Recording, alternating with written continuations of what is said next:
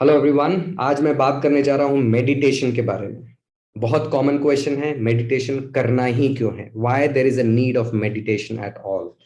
So the answer to this question is the repeated and inappropriate arousal of fight and flight response. Now, what is fight and flight response? It is the stress response.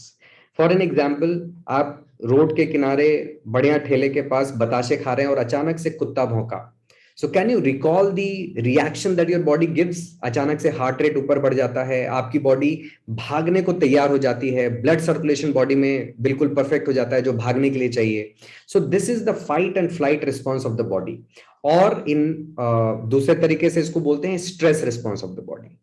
सो मैंने बोला the repeated and inappropriate arousal of fight and flight response. Why repeated and inappropriate? Because आज के date में हर छोटी से छोटी चीज की वजह से हम स्ट्रेस में चले जाते हैं। जैसे फॉर एन एग्जाम्पल, हमारे हाथ से कुछ गिर गया और टूट गया, हमारी बॉडी का स्ट्रेस रिस्पॉन्स एक्टिवेट हो गया।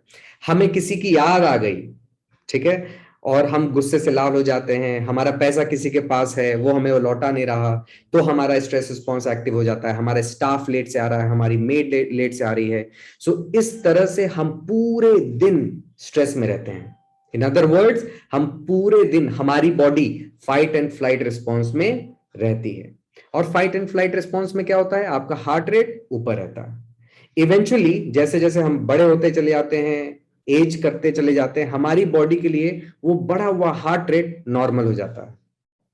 और जब हम डॉक्टर के पास जाते हैं तो हमें डॉक्टर बोलता है कि आपको ब्लड प्रेशर की शिकायत है।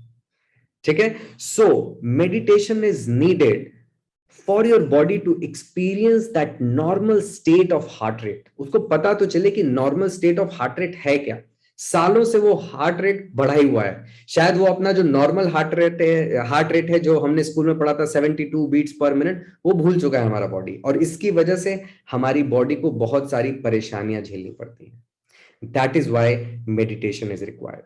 You can start with 15 minutes a day, and then you can do it twice, you can do it thrice, like that. So consider this video as a beginner's guide to meditation. So I have answered why one should meditate. It has got nothing to do with connection with the soul or connection with the god or religious purpose, nothing. If you take it that way, if you believe it, it's absolutely fine. But if you don't have to worry. It has got nothing to do with it. It has got everything to do with your health, with your good health. That's it. So the first thing that you need to keep in mind when you are starting your meditation is a quiet environment.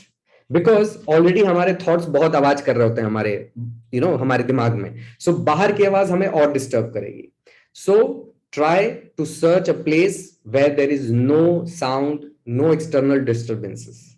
Second, an object to dwell upon. Now, what is that object to dwell upon that I'm saying? Is something that you can stare at.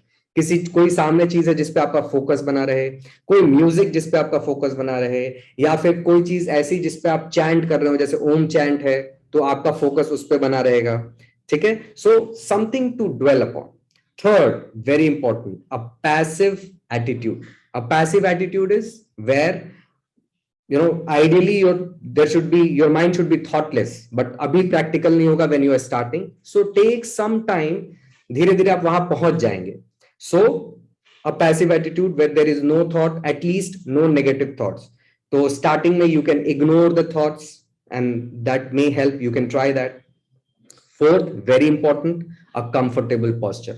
इसके लिए भी बहुत question आते हैं, हम कैसे बैठे हैं, आलती पालती मारने में मेरे नीज में पेन हो जाती है। So don't worry about that. You can even lie down, but lie down होने से प्रॉब्लम क्या है? आपको नींद आ जाती है। ठीक है। But to start with, there is no problem in lying down also.